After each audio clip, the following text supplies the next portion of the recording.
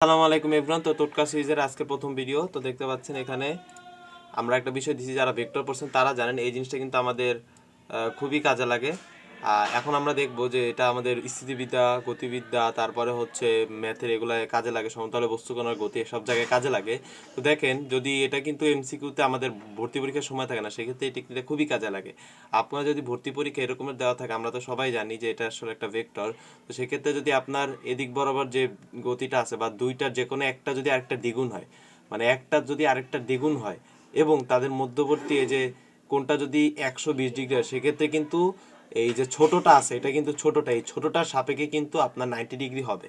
হ্যাঁ, তো এই তথ্যগুলোর ভিতরে যদি আপনার যে কোনো দুইটা দেয়, ধরেন এই দুইটা দিল, তখন আপনি এইটা দাগাইতে পারবেন।